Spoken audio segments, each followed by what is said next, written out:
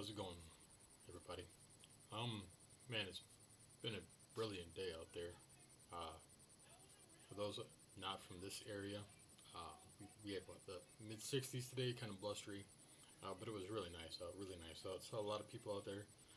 There was a lot of local sporting events going on. I'm sure that's pretty much everywhere. Everybody's getting their school spring sports and summertime sports starting. Um, it was really cool seeing so many people out and just enjoying the weather. Um, I wanted to talk a little bit about some political stuff tonight, and if that's not for you, that's cool. You can turn it off, whatever the case may be. I'm not going to talk about local politics. There's some stuff going on locally that, like Wednesday, there's a meeting at 6 p.m. in Antigo at the City Hall for the tornado sirens. There's other stuff involved, but the tornado sirens, the idea of actually putting tornado sirens back instead of relying solely on cell phone alerts is on the table. They're going to have a discussion about that. I'm going to talk about it. I know there's several other people who are planning on talking about it. If you would like to also stop down there, talk about it, or listen in, feel free to do so. I encourage as many people um, as possible, honestly, to participate in the politics of your local communities. I see people all the time asking, like, you know, what can we do to change things? They're not happy, with your political leaders in your local area, be it city, state, whatever the case may be, the county, whatever. And they're like, oh, I don't know, what are we supposed to do about it? I'm like, well, you have something that you do every 2 years about it, um, and it's not hard. You can go and vote. Um, you can do write-ins. You can pay attention because those you can ask them when you go to vote who the write-in candidates are. If they're not listed on the form, if they're new candidates, they often are write-in. Um, so there's that. Just take the opportunity to participate in the system. You can register. It's really I don't remember. I actually don't remember if I paid anything to register to vote. I know I just had to fill out a form. Um, if you want to like buy signage and all that stuff to get your name out there, um, then of course those are costs. But I didn't do any of that nonsense. I just talked to people and you know discuss things on forums online, local forums, and that was pretty much it. And honestly, not enough people vote for your local county board members or your city aldermen. So it wouldn't take that many votes a lot of the times to get people to really vote for you. School board members get more votes than your city council and other like local government electors, which is crazy to me. Because don't get me wrong, your kids are super super important, but these people have huge amounts of say in how your kid's life is going to be impacted outside of just school. They also have some impacts on the school, but there's so many other impacts that they have regarding your family, your children. So I definitely think more people need to become, they need to be a little bit more passionate about being informed on the individuals that they're electing. And if you're checking the same box for the same people every single year, um, you're gonna and you've been upset with those people or the board the entire time. I love the people that I am serving on the board with. They are some genuinely really terrific people. I may not agree with everything that they want to do politically, but they are genuinely really really nice and wonderful people. They genuinely mean to do well. They're definitely trying to do what they think is the best. And that's where politics gets very difficult for a lot of people. Is that we don't always agree on what is the best move forward. Um, so it ends up being a lot of times more angry about like the spending. How much we have to spend on our taxes, where that money goes, things of that nature. That tends to be where a lot of the people get upset, and that's completely understandable.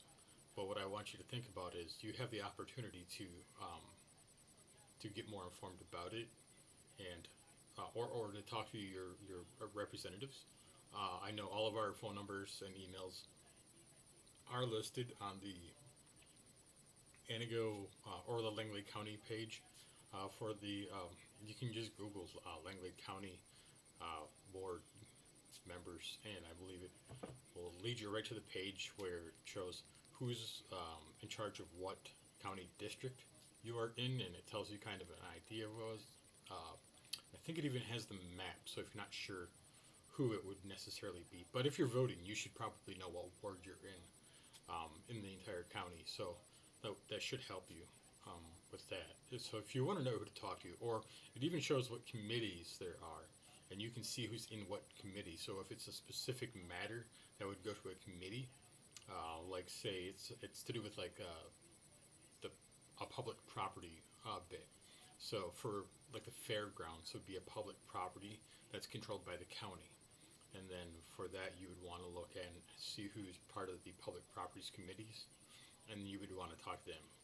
And I'm one of those people. Now, they don't have to be in your ward. They don't have to be your specific representative for yourself if you don't want to speak to that person. Um, it's kind of like open door at many jobs, where if you want to speak to a different member of a board or a council or whatever the case may be, you're always welcome to do so. I don't think any city members would say, "Well, no, I'm not your guy. Tough crap. You're just gonna have to go talk to whoever." That's not really happening. So if you want to talk to a board member about any civil matter, I do recommend that you take that opportunity. Email them.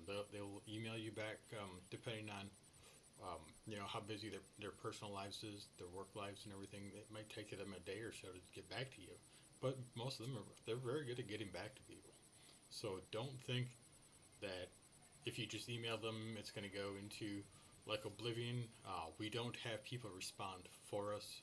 We are not that kind of high up in government where we just have somebody that takes care of all of our stuff and sends out generic letters in response. We are individuals who respond to all of our constituents personally. I personally have sat down and had meetings with people at different places throughout the town to coordinate and discuss matters. Actually, I will talk about one local matter real quick. That is, it's the Fairgrounds Road. Well, not a road, but the throughway in the fairgrounds that everybody was treating this road for, I don't know, gosh, many decades. And it recently was closed as a throughway. You can still enter from the south side of it, which is the side that comes off of kind of a Neva, or not Neva, Arctic Street area there. Arctic Street itself actually ends by the city and by the state's mapping system. It actually ends right by where, as it's coming north, it ends right by the highway department. So just as you're getting to, like, I think it's like a little garage area on the right side just before you get to the highway department building itself. Technically, Arctic Street is ending around that a little past that fire hydrant, somewhere around there. There's a map that shows it, but that's technically the end of Arctic Street. And then as it wraps around that corner, that's actually just an access point for the highway, technically. The city does take care of it just because it makes it easier for them to go through when they do plows and stuff. But actually, if it needs repaving or anything like that, that comes out of county budget versus city budget. So there's a lot of factors like that get into nuance. But when it came to the Fairground Road and the closing of the North Gate, there was a lot of discussion on it. Part of it was because there's going to be people doing camping there. So there's going to be campgrounds now. And they did do a lot of checking. There was a lot of information gathered about it, personal and data-wise, through actually like capturing speeds using a scanner system that actually captured people going past. You could see how many people went through in either direction and the speeds at which they were passing through. And unfortunately, some people, it's always like a few people that just ruin it for the majority, right? I think we all know that societies, we make a lot of our rules, we pass a lot of rules and regulations, and our society as a whole, because a few people will ruin it for everybody, and that's just unfortunately the case of society.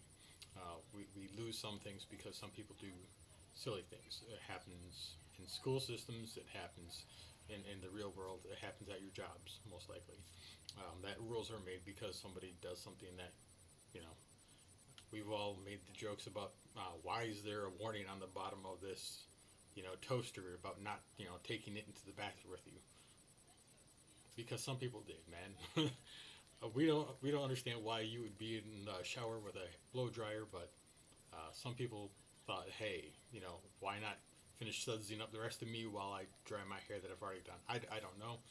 But people make poor choices, and unfortunately, it does impact the rest of us. So, with the coming campgrounds that are there, and it just seemed like a better idea to just close the one gate. One of the other alternatives was actually closing off that bit of road, and that would have entailed actually putting down barriers and a number of other things, which would have led to a lot more cost, but ended up being a lot more challenging. There was concerns about people having to turn on the road that was right there before that would have become the highway department area. It's a very narrow road at an angle for those who are familiar with it. Turning around there would have been awful. It just seemed like a terrible idea to do that. So we decided we don't want to do that. We don't want to spend money and have all these new problems that could have cropped up. A lot more congestion, people trying to suddenly go a different way. The potentials for somebody to not see barricades if it was darker and they didn't know yet. So there may have been collisions early on that could have been, a potential issue. And nobody's got a lot of extra money right now. There was no reason to create extra cost expenses on the taxpayers to do that project, or to create situations that may have damaged their personal property, be it cars or even injured people themselves. So that was just a decision to pass on that method of closing that area off to prevent the throughway, and it really wouldn't have prevented the throughway. People still would have come through and probably just came from the north side through down through the access point to the south side of the fairgrounds, and it would have just gone through that way. So it wasn't really a good deterrent in that method, and it still wouldn't have protected the people who work there from people who were speeding through the parking area. When there's hockey games and stuff like that, it wouldn't have protected people who were speeding through during those times. Now, I know some people said, "Oh, I've never seen somebody speed." Well, of course, you're not really paying attention most of the time when you're going through, and you're not going to see everybody that does go through, right? So you never say that because you don't see something happen that it just cannot possibly be happening, or that somebody must be making it up. That's a silly way to look at things. I think we all understand that just because we don't see something does not make it so. So we have to be a little bit more, thoughtful on that. Um, so we did just figure that for now, uh, you know, locking the north gate was going to make life much easier. Um, because you can always unlock it for events that might entail it, or if, like during fair time, if somebody were to be sick and we needed an ambulance to come through, or race time if we needed an ambulance to come through on the Northway, if that was going to be faster, less congested with traffic, we can radio that, stay in communication with them, radio, open that gate for an ambulance or something like that. And it would actually cause less traffic congestion and allow for faster medical services that way. So honestly, I think it's really not an issue, but we do want to talk to the city. I understand. I've looked at the city map. Anybody who's never looked at the topographical map of the city and really looked at how the roads are laid out, I get it. I get it. On the east side of town, there's really no real quick, easy way to bypass a lot of the stuff without going all the way to Airport Road. And I understand the frustration with that. I do. Um, Unfortunately, it's kind of the way that Anago was developed. Uh, you had a marsh that wasn't going to go away, and in addition to the marsh, you had the fairgrounds that was put in just decades ago, and obviously that wasn't going to go away. So you had those two things, and they kind of tied up a lot of real estate on the eastern side of Anago, and so there's really not a lot you can do without that, without honestly undertaking a massive project to cut a road through the marsh, which would be devastating to the natural ecology of the area. I don't think that's a good plan either. Um, there might be some room behind the fairgrounds. I don't know. I do plan on sitting down with the city and looking at it, but in any case, it's going to be a very expensive undertaking.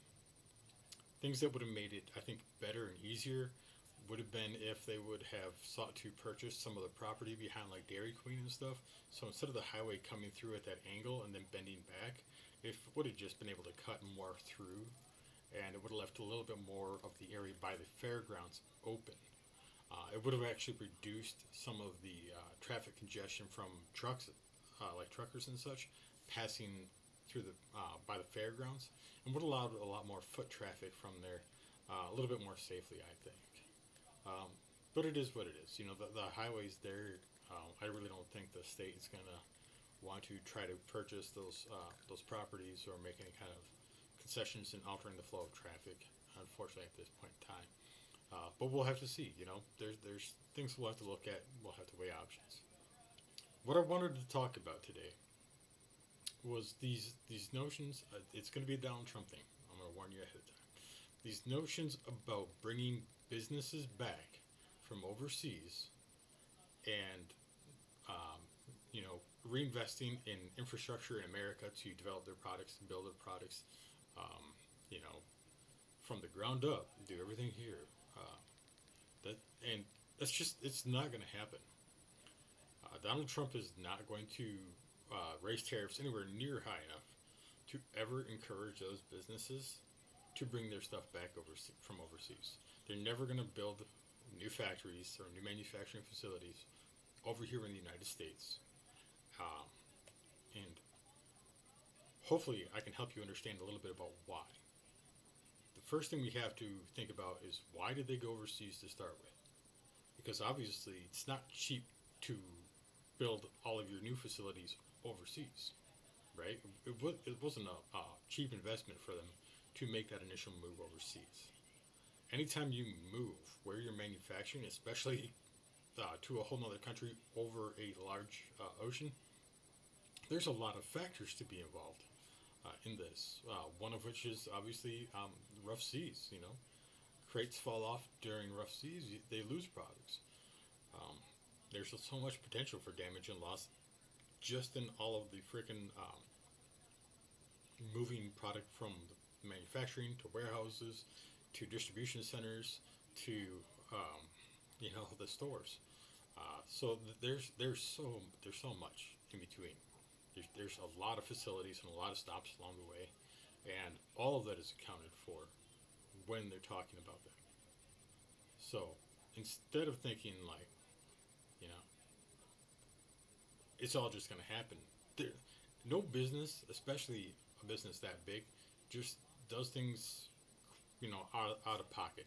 They're always planning for months and months, looking at all of the financials.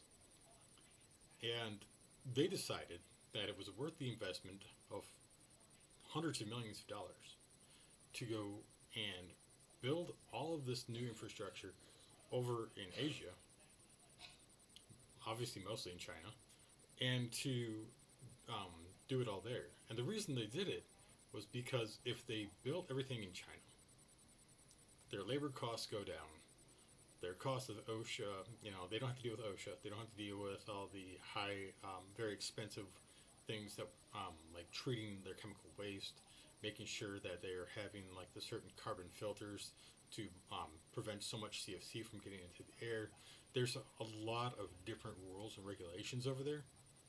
How much time somebody can work, how much you have to pay them, how much insurance you have to cover them. All of that is all cost factors for these businesses. And for them to go, we can hire more people than we can ever hire over here.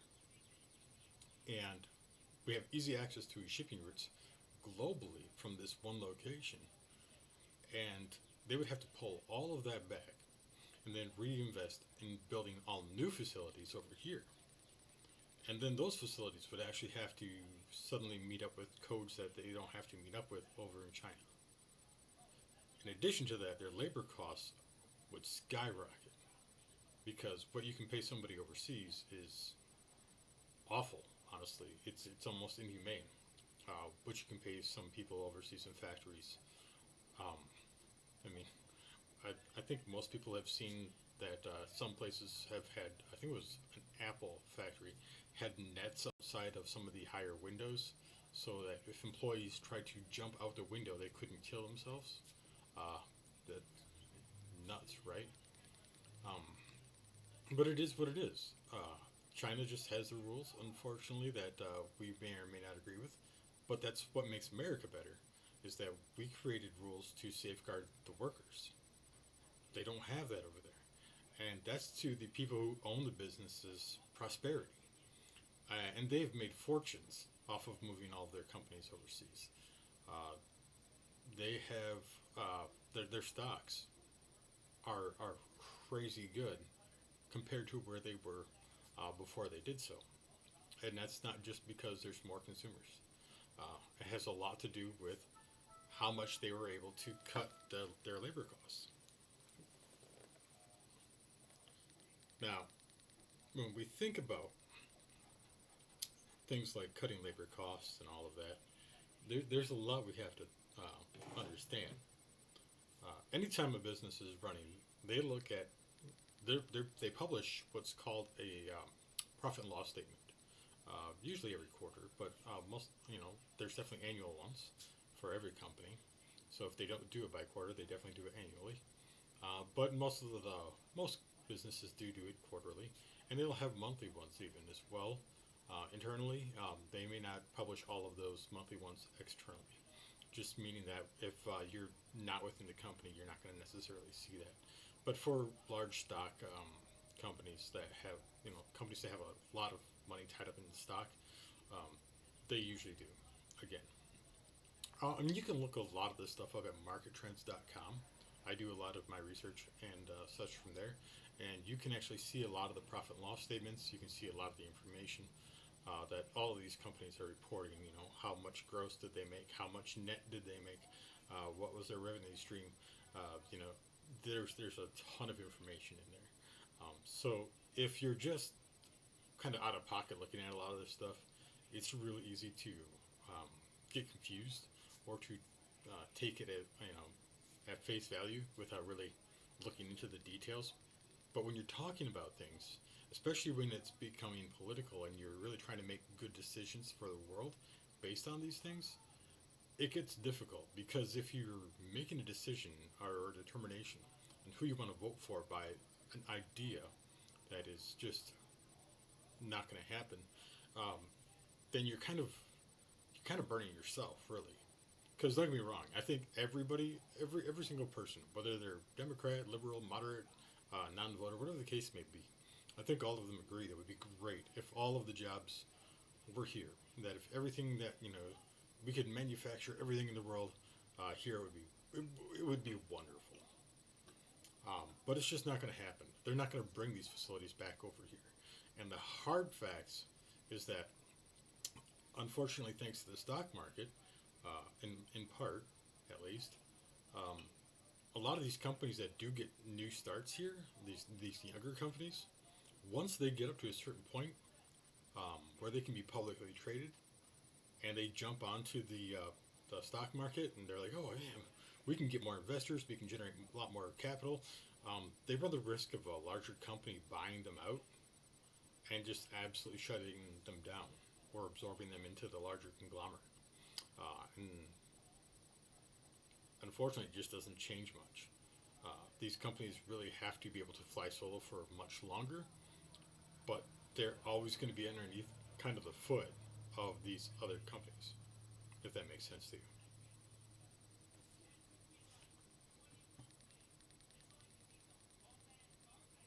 Oh man, I just realized that I am pulling.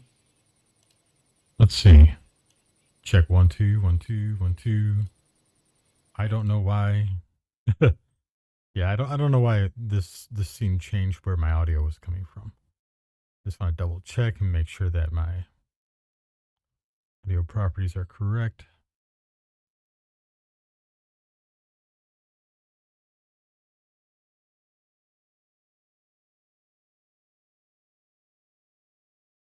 Check one, two. Yeah, that's better. Yeah, I was playing from my webcam for some reason instead of my microphone that's sitting right here this whole time. Nah, I just happened to look down and notice that. So I probably sound much better right now. But again, they're not going to bring their factories in from China and pay you know 2,000% more and cut their profit margins dramatically. That would have such a detrimental impact to their profit margins. Their stocks would be absolutely devastated by it. They would run the risk of closing. In addition to bringing a factory over here, like they would have to buy new facilities, set up this whole new thing. You're looking at tens to hundreds of millions of dollars depending on the size of the factory. Then they have to find a workforce. So they have to install these factories in places where they know that sorry, my camera's actually inverted. I didn't realize that. I guess it does it so you can see the text. It's all right. But they do it because they need you to understand that like when they're looking for a place to build these, it can't be a small town. It can't even be a medium sized town because they're looking for thousands of workers. And it has to be a workforce that if people are going to be leaving, they can replenish that workforce with new people. So it has to be a fairly large community, something with, you know, 50,000 plus people there and maybe, some surrounding towns within a few miles. And on top of that, they would want to have distribution centers set up, warehouses set up somewhat close for like the warehouses, the initial warehouse. Then they would want DC's distribution centers around the country, also in areas where they can hire enough people. So then the people resource, the number of people that are going to be able to work in these companies, the resource of that becomes really, really impactful. Like, how do you get enough people constantly at your business to keep up with the supply chain that you've been dealing with this entire time?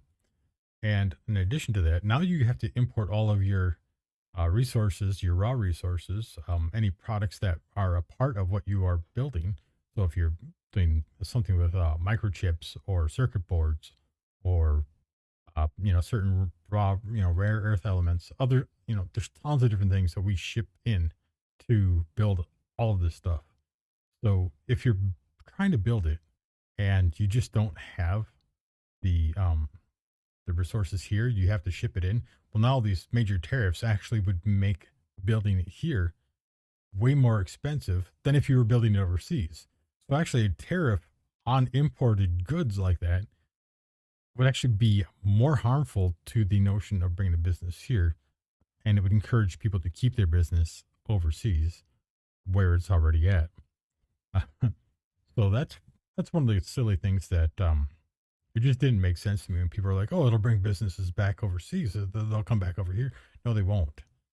Still going to be cheaper for them to be overseas and let the consumer take the brunt of that cost, because the American consumer by nature is not going to um, just stop buying a lot of the things that they really want to buy.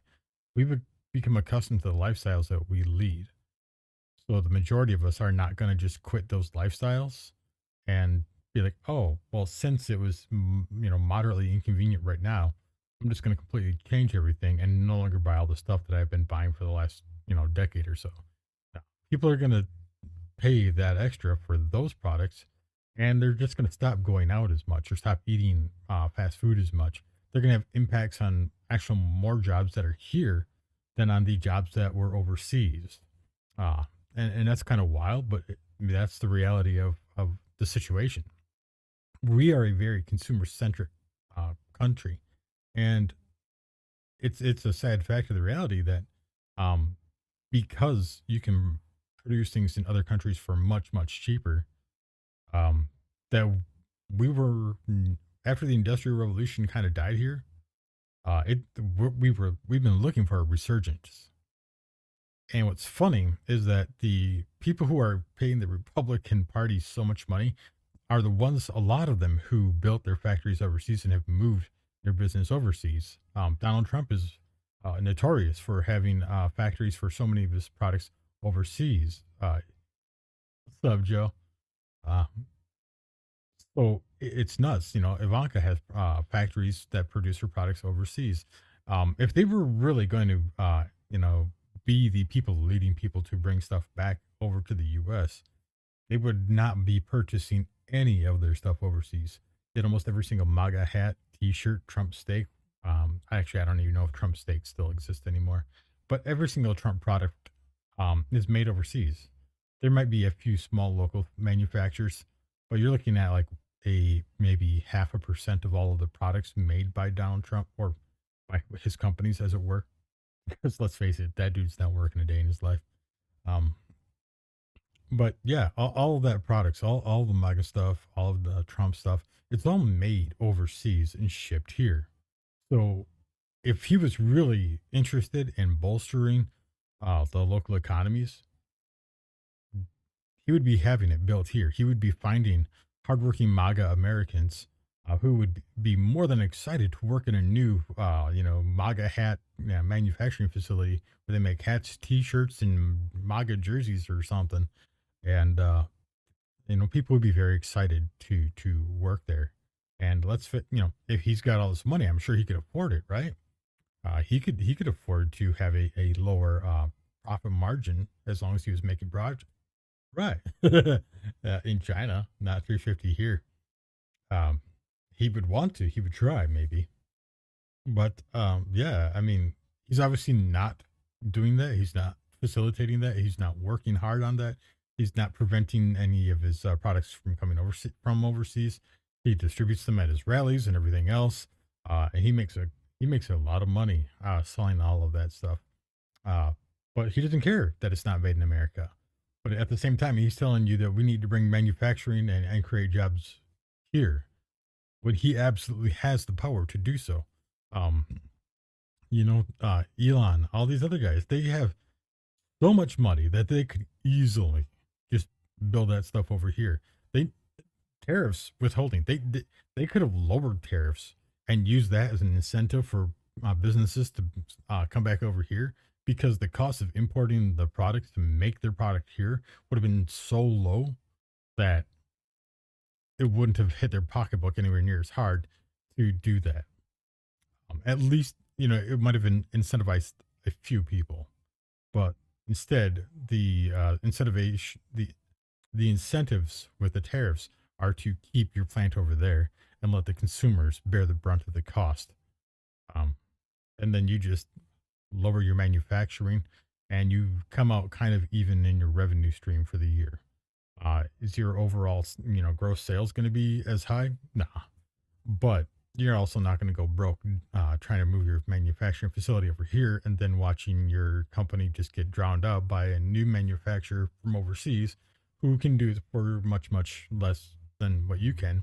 And now, while you moved your company back overseas, uh, the same TV that you were selling from, that you used to sell when that you made over in China, now that TV is going to cost, $2,000 instead of $1,000 because of all the overhead costs of moving your facility, hiring and are paying for all these new wages, covering their healthcare costs, meeting OSHA standards, having to do ecological standards.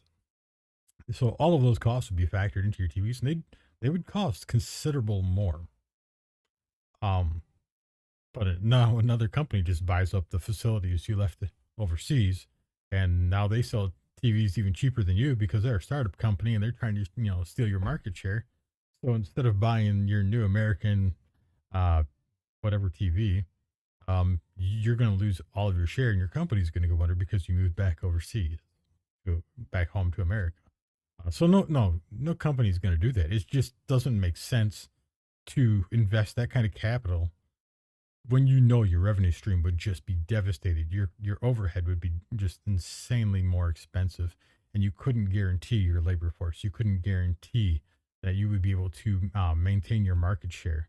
Uh, it's just nuts to think that anybody's going to come over here uh, from overseas and just absolutely devastate their stock options, devastate their profits, and meet with complete uncertainty. Um, because the next president comes along, whoever they may be, and they change tariff deals. And now suddenly that has another huge impact on everything as well. So it's not that complicated. It really isn't. Um, but it's more complicated than just going, well, why don't we just manufacture it here? Well, because it's way more expensive and it would jack up the cost of the product. Um, but it would do so in a way that the company bears a huge portion of that cost and is risking whether or not people are actually going to buy that product. Whereas right now, they can maintain that lower cost of production, and the only person bearing any higher cost is the consumer. And the only way they lose out is if the consumer just loses it. At the same time, right now, they can blame the president for their higher prices, just like they've always done. Businesses have always blamed the president for higher prices.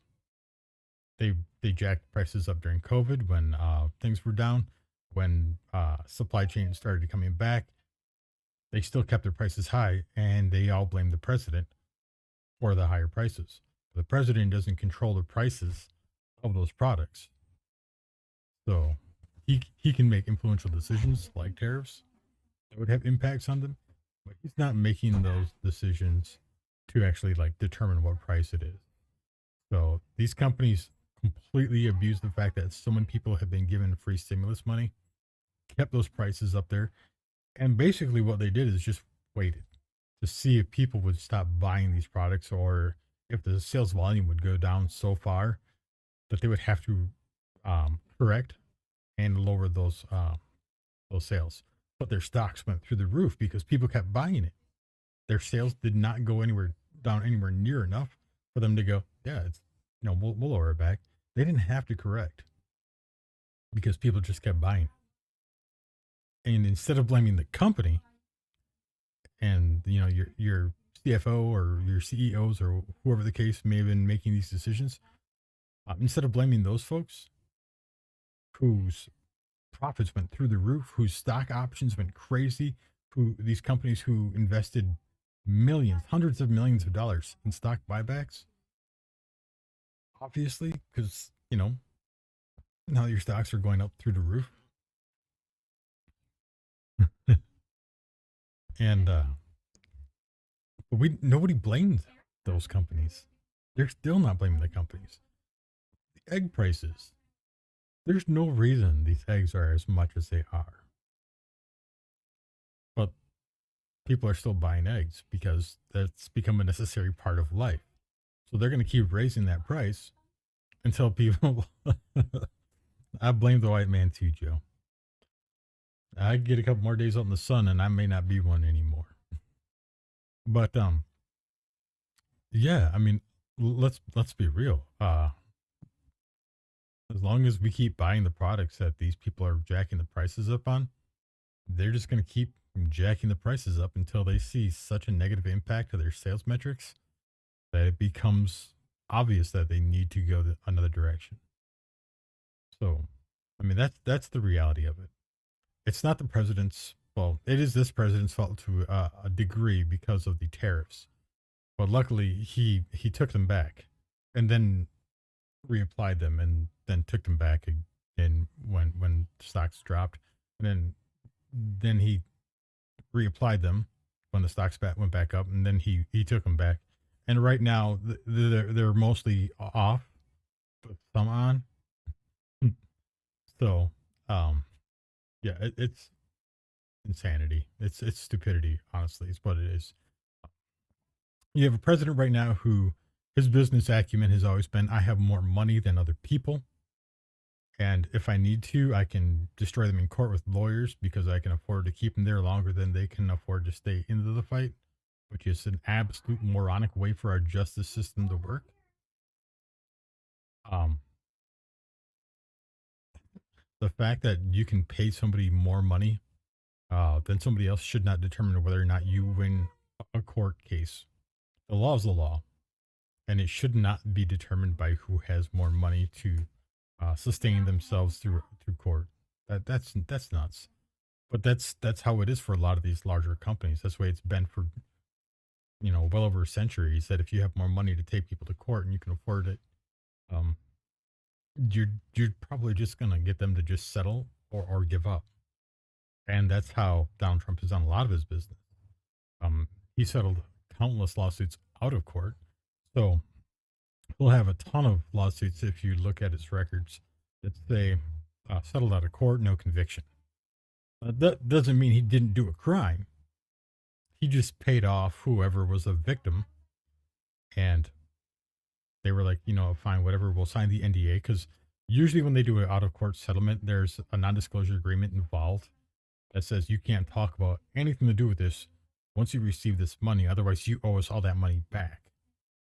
And then we can take you to court for violating this non disclosure agreement, which is literally insane that people can be a victim of something. Somebody can commit a crime. And if they have enough money, they can say, here, I will pay you instead of going to jail. Just let me pay you whatever sum of money we can agree on. But then you have to agree to never talk about this. But if you do, now you have to give me back all of that money, possibly more. And now I get to take you to court and victimize you all over again. I understand that there's a time and place for NDAs. I do. But I think if you have an NDA that you're signing while you're a victim of a crime or the other person is a criminal, I don't think somebody should be able to enforce an NDA where they perpetuated a crime against you. That to me is nuts. That's giving criminals a power as long as they have money to say, hey, you're still gonna be my victim forever, but I'm gonna give you some money so that you can just kind of deal with it and I don't have to go to jail. That's nuts. But I mean that's where it's at. So as long as you're wealthy enough in this country, they've been able to kind of wield their money over everybody else for a long time. That's the way a lot of the large businesses have always done business. It's not about competition. It's not about who's better. It's about who has more money. Um, so short and skinny of it, um, businesses are not coming back from overseas. It's going to be way too costly, way too detrimental, and way too high a risk. It would have devastating impacts on their stocks. They would have very little reliability of a labor force here. Uh, there's just no common sense as to the notion of bringing jobs back, manufacturing jobs like that back overseas. At this point in time, our infrastructure is way too crap for distributing and shipping those products out to other nations. Um, and let's face it, if we wanted to invest into the roads and everything else needed to make it better, make it adequate for this, um, it would be the Republican Party who didn't want to spend the money on all of this, all these public roads and everything else. They would say, well, these people should just pay for it themselves, right? And unfortunately, that's not going to happen. So yeah, these companies aren't coming back from overseas. Uh, that's the reality of the situation. If you want jobs to come back, we have to look at the jobs that exist here, and the companies that exist here, or we have to create entirely new companies, or new ways to make money. That's the reality of it. And I do think that we'll start seeing some sort of universal income, universal basic income, um, not too terribly long into the future. So if if you're unfamiliar with what that is, look up universal basic income. It's really simple. It's money that basically you get from the government every single paycheck for literally every adult citizen. Um, it's not necessarily an entire paycheck. It doesn't prevent you from having another job whatsoever. So you can use that and invest in your own businesses, like restaurants, whatever the case may be. Um, but there's going to come a time where our economy is so strong, and it really is. It's really really strong right now. If we didn't do so much corporate welfare, we could easily do this right now. If we had a much more fair and balanced redistribution system of wealth, because it's not trickling down. It never has. It's never going to. Um, but if we set it up correctly, then we would know that this is possible, it's absolutely possible. I do think it's gonna start happening at some point in our future, if the country doesn't, set itself on fire first. So hopefully, we're on to see that. But that's it. If anybody's any questions or comments, please, you can set them at the end of the video. Comment below, whatever. It's fine. I hope you guys learned something, and I'm always learning things too. So if you have something to teach me, a comment to teach me, please feel free to let me know.